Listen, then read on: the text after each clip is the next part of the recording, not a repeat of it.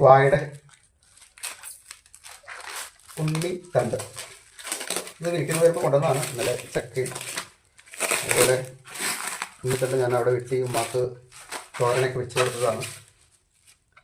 കുറച്ച് വാട്ടം ഉണ്ടെങ്കിലും ഫ്രഷാണ്, fresh.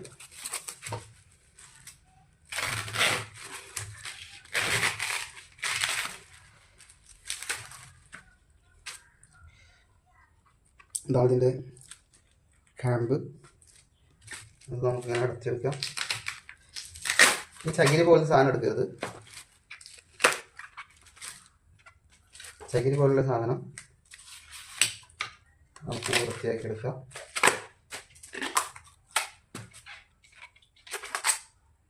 Okay, ഇങ്ങനെ വാട്ടി പോലെ നിൽക്കുന്നതാണ് ഉണ്ണിത്തണ്ട്.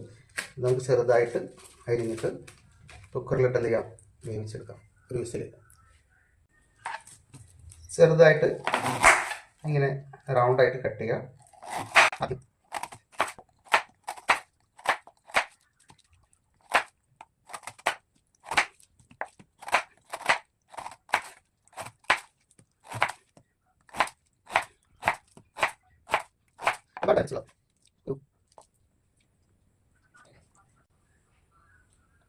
ഒരുപാട് ഗുണങ്ങളാണ് ഉണ്ണിത്തണ്ട് നമ്മൾ തോരൻ പച്ചക്കറി ആയിട്ടൊക്കെ ഉപയോഗിക്കുമ്പോൾ കിട്ടുന്ന ബെനിഫിറ്റ്സ്.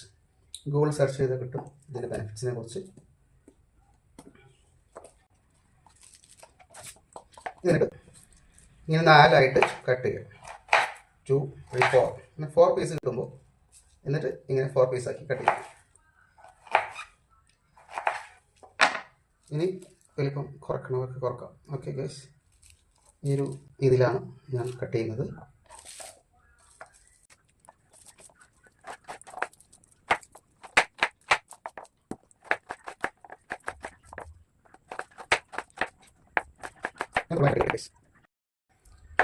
ഞാനിതിങ്ങനെ മുഴുവനായിട്ട് കട്ട് ചെയ്തെടുക്കുകയാണ്.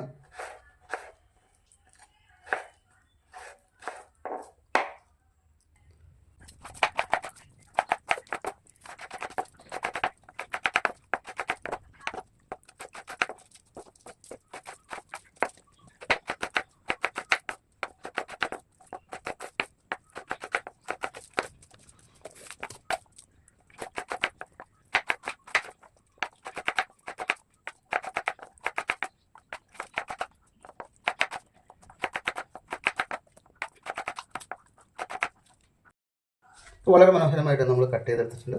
അതിനൊരു കുക്കറിലിട്ട് കുറച്ച് മഞ്ഞൾ ഉപ്പിട്ടിട്ട് ഒരു വിസിലടിച്ച് വേവിച്ചെടുക്കാം. അപ്പോൾ ഇതിൻ്റെ മുൻപ് ഞാനൊരു ചക്ക ഷേക്കിൻ്റെ വീഡിയോ ഇട്ടിട്ടുണ്ട്. അതെല്ലാവരും ഒന്ന് കാണാം. ഈ വർഷത്തെ അവസാനത്തെ ഞങ്ങളുടെ വീട്ടിലുണ്ടായ ചക്കയുടെ സ്വാദും അതിൻ്റെ വിഭവങ്ങളൊക്കെ ധാരാളമായി നമുക്ക് കഴിക്കാനും ഉണ്ടാക്കാനൊക്കെ കഴിയും. അൽഹംദുലില്ലാ. അപ്പോൾ ആ വീഡിയോ നിങ്ങൾ കാണാം. ഓക്കെ, ഇതൊക്കെ നിങ്ങൾക്ക് വേണ്ടിയിട്ടാണ് സമർപ്പിക്കുന്നത്. 1/2 ടേബിൾ സ്പൂൺ ഉപ്പ്, 1 സ്പൂൺ മഞ്ഞൾ,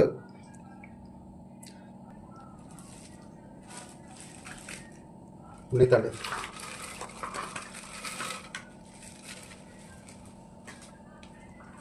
ഇത് വേവിച്ച് ഒരു വിസിൽ വരെ വേവിച്ചിട്ട് ഈ വെള്ളം കളയും നമ്മൾ.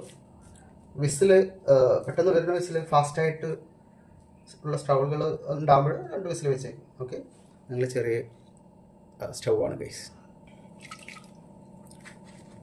വെള്ളം അതിനൊപ്പം വെള്ളം വെച്ചാൽ മതി കേട്ടോ. ഞാനിപ്പോഴും തോരൻ ഉണ്ടാക്കുമ്പോൾ ചെറുള്ളി, വെളുത്തുള്ളി, പച്ചമുളക് ഒന്ന് ചതച്ചിട്ടാണ് തൂമിക്കുമ്പോൾ നമ്മൾ വറക്കുമല്ലോ, വറവ് കഴിക്കുമ്പോൾ ചേർക്കാറ്. നിങ്ങളെങ്ങനെയാണെന്നുള്ളത് എനിക്കറിയില്ല. നിങ്ങൾ എങ്ങനെയാണെന്നുള്ളതൊന്ന് കമൻറ്റ് ചെയ്യും. ചെറുള്ളി ഇല്ലാത്ത കാരണം ചെറിയൊരു സവാള എടുത്തിട്ടുണ്ട്. ഓക്കെ, അപ്പോൾ അതായത് ക്ലീനാക്കി നമുക്കിനി ഇതൊന്ന് ക്രഷ് ചെയ്തെടുക്കാം. ഇത് ക്ലീനാക്കി വരുമ്പോഴത്തേനും വിസിലടിച്ചിട്ടോ, നമ്മുടെ കുക്കർ വിസിൽ ചെയ്തു. ഞാനിതൊന്ന് ക്രഷ് ചെയ്തെടുക്കട്ടെ. നല്ല അരക്കണ്ട, ഒന്നൊന്ന് ക്രഷ് ചെയ്താൽ മതി. കണ്ടോ, ഇതേപോലെ 2-3 ചുമന്ന മുളക്. വറക്കുമ്പോൾ ചുമന്ന മുളക് ഒരിക്കലും കഴിച്ച് കളയരുത് കേട്ടോ. കടുക് പൊട്ടിയതിന് ശേഷം ജസ്റ്റ് ഒന്ന് ഫ്രൈ ആക്കിയിട്ട് നമ്മുടെ പച്ചമസാല ചേർത്ത് കൊടുക്കാം. കറിവേപ്പിലയുടെ കൂടെ മല്ലിച്ചപ്പ് ഉണ്ടെങ്കിലും ചേർക്കുന്നത് നല്ലതായിരിക്കും.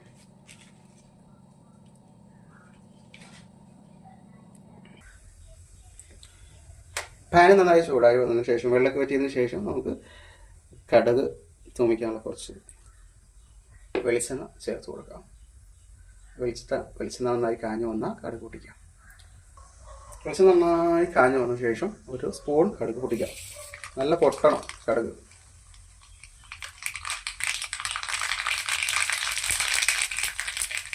കടുക് നന്നായി പൊട്ടിയ ഫ്ലെയിം നമുക്ക് ലോ ഫ്ലെയിമിൽ വെച്ച് നമുക്ക് ചുമന്ന മുളകും കറിവേപ്പിലയും ഇട്ട് കൊടുക്കാം.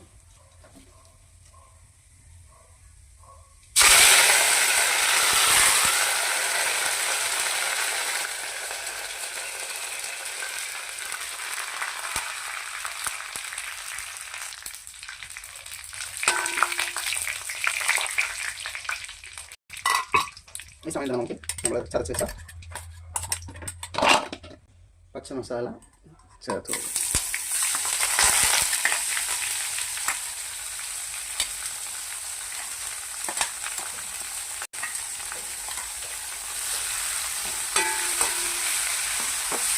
ഇത് നല്ല മണം വരും. ഈ മണവും ചോറും മതി വയറ് നിറയാൻ. ഇതിൻ്റെ പച്ചമണം പോകുന്നത് വരെ നമുക്ക് ഇങ്ങനെ ലോ ഫ്ലെയിമിലിട്ട് വേവിച്ചെടുക്കാം.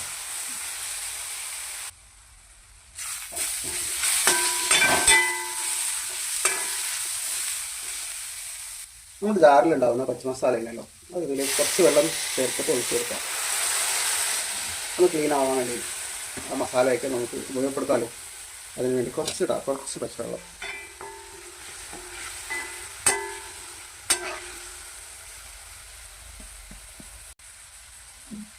ഉപ്പിട്ട് വേവിച്ചത് കൊണ്ട് തന്നെ ഉണ്ണിത്തണ്ടിലേക്ക് ഇനി ഉപ്പ് വേണ്ടി വരില്ല. കുറച്ച് ഉപ്പ് നമ്മൾ ഈ മസാലയുടെ ഒരു ബാലൻസിന് വേണ്ടി ചേർക്കാം. എന്നിട്ട് നോക്കിയിട്ട് ഉപ്പിട്ട് കൊടുക്കാം. നോക്കി ഉണ്ണിത്തണ്ട് നമ്മൾ വാര വെച്ചു കണ്ടോ. ഇത് ചിലപ്പോൾ നൂല് പോലെ ഉണ്ടെങ്കിൽ അത് എടുത്ത് മാറ്റാം, എന്നിട്ട് ഇട്ട് കൊടുക്കാം. ഇതിലധികം ഇല്ല. ഓക്കെ, ഇങ്ങനെ വരുന്ന നൂലുകൾ മാറ്റിയിട്ട് ഇട്ട് കൊടുക്കാം. ഓക്കെ, നമ്മുടെ മസാല സെറ്റ് ആയിട്ടുണ്ട്. ബിസ്മില്ലാഹിർ റഹ്മാനിർ റഹീം. നല്ല കളർഫുള്ളായിട്ടുള്ള ഈ വീഡിയോ എല്ലാവരും മസ്റ്റ് ട്രൈ. മാത്രമല്ല നല്ല സപ്പോർട്ട് ചെയ്യാം. അതുപോലെ തന്നെ നിങ്ങളെ വിലപ്പെട്ട അഭിപ്രായങ്ങളൊക്കെ അറിയിക്കാം. ഓക്കെ, എൻ്റെ പ്രേക്ഷകർക്ക് വേണ്ടി ഞാൻ സമർപ്പിക്കുകയാണ് എൻ്റെ തോരൻ റെസിപ്പി.